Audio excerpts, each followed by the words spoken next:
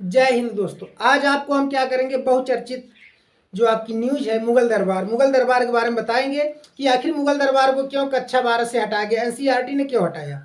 तो इसका कारण बनता है पहला कि मुगल दरबार क्या है, मतलब कि मुगल दरबार क्या है। पहला कारण, क्या इसको हटाने के पीछे कोई राजनीतिक कारण था। दूसरी बात आती है कि इसको मतलब हटाने के लिए, मुगल दरबार हटाने के लिए क्या कोई राजनीतिक कारण था। और तीसरी बात है कि एनसीईआरटी ने आखिर इसको कक्षा 12 से क्यों हटाया, तीसरी बात। और चौथी बात है कि क्या मुगल के राजा खराब थे। अब पहले हम ये जान लेते हैं कि स्टेप बाय स्टेप चलेंगे मुगल दरबार क्या है। मुगल दरबार का मतलब होता है कि जहाँ पर मुगल राजा और उनके मंत्रीगण और जो अन्य आपके क्या होते थे अधिकारी बैठते थे जिस दरबार में, उसको हम कहते थे मुगल दरबार।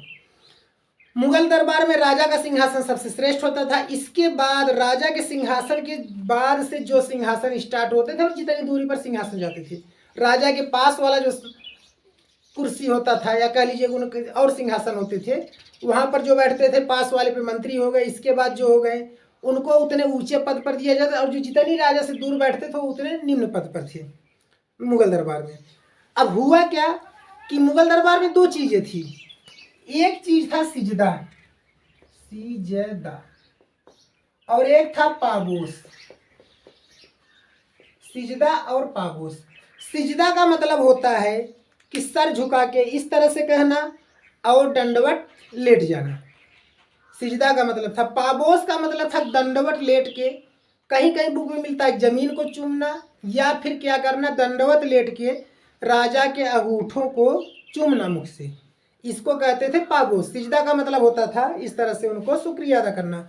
और दरबार में क्या होता था, जो जिस पद पर रहता, जितनी दूरी राजा से रहता था उसके हिसाब से सर झुकाते थे। जैसे जो सबसे लास्ट में है इस तरह सर झुका लिए, और जो गए उनके लिए और झुक गए, मंत्री के पास गए बहुत झुक गए, राजा के पास गए साक्षात दंडवत लेट गए। तो यही बात था मुगल दरबार में, इसी को कहते थे मुगल दरबार। अब इसके बाद क्या हुआ, दूसरा कारण है, क्या इसको हटाने के पीछे कोई राजनीतिक कारण था। इसको हटाने के पीछे कोई राजनीतिक कारण नहीं था भैया, किसी पार्टी का कोई हाथ नहीं था, मतलब कोई राजनीतिक कारण नहीं है कि इसको हटाया जाए कि हाँ मतलब कि मुगल से हमें ईर्ष्या करते हैं कि इसलिए इसको उठाकर फेंक दिया जाए, ऐसा कोई बात नहीं था। तीसरा क्या है, एनसीईआरटी ने आखिर इसको कक्षा 12 से क्यों हटाया। तीसरी सबसे बड़ी फैक्ट आती है, इसको हटाने के पीछे एनसीईआरटी का भैया एक ही मकसद था कि जो कक्षा 12 में मुगल दरबार है वही चीज़ क्लास आपके 7 में भी है भैया, कक्षा आपके 7 में भी है मुगल दरबार। अब ये बताइए, आप क्लास 7 में पढ़ लिए, फिर वही चीज़ आप क्लास 12 में पढ़ेंगे तो आपको 2 बार पढ़ना पड़ा। अरे जब यहाँ आप उस चीज़ को पढ़े क्लास 12 नई चीज़ जाने ना भैया, काहे उसको पुराने चक्कर में पढ़े हुए हैं। इसीलिए क्या किया, एनसीईआरटी ने कहा जो चीज़ बच्चे पढ़ चुके हैं उसको पढ़े, और आगे चल के उसको रिपीट क्यों कर रहे, उसको तो जान रहे हैं, आगे हम नई चीज़ उनको देते हैं जानकारी में। इसलिए वहाँ से क्या किए, मेन सबसे यही कारण है कि उन्होंने एनसीईआरटी ने क्या किया, कक्षा 12 से मुगल दरबार को हटाया। बात आती क्या मुगल के राजा खराब थे, नहीं मुगल के राजा भी खराब नहीं थे भाई, वो अच्छे थे, ऐसी बात नहीं मुगल के राजा खराब थे। मुगल के जो राजा थे वो भी बहुत अच्छे थे। सत्ता होती है, सत्ता किसी की भी हो, अच्छे और खराब दोनों होते हैं, चाहे वो किसकी भी सत्ता हो, चाहे मुगल की रही हो, चाहे अपने हिंदू राजा रही हो, चाहे वर्तमान समय की सत्ता रही हो, चाहे जो बीत चुकी हो सत्ता हो, सत्ता किसी की भी होगी, न्याय होगा और उसके पीछे कहीं ना कहीं अन्याय भी होगा। ये नहीं हम कह रहे राजा अन्याय करेगा, अरे भाई उसके और जो लोग होंगे कहीं ना कहीं करेंगे ही।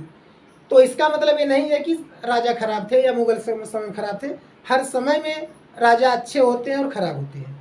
जो अच्छा राजा होगा उसके मंत्री भी अच्छे होंगे, लोग अच्छे होंगे, थोड़ा बहुत तो कमियां सब में रहती है, तो मुगल दरबार में भी यही था, ठीक है। तो इसी कारण से सिर्फ मेरा कहने का मतलब है कि आपका क्लास 12 से केवल यही एक कारण था मुगल दरबार को हटाना कि भैया वो क्या था, क्लास 7 में भी था, क्लास 7 में भी होने के कारण इसलिए मुगल दरबार को क्लास 12 से हटाया गया, और कोई कारण नहीं है।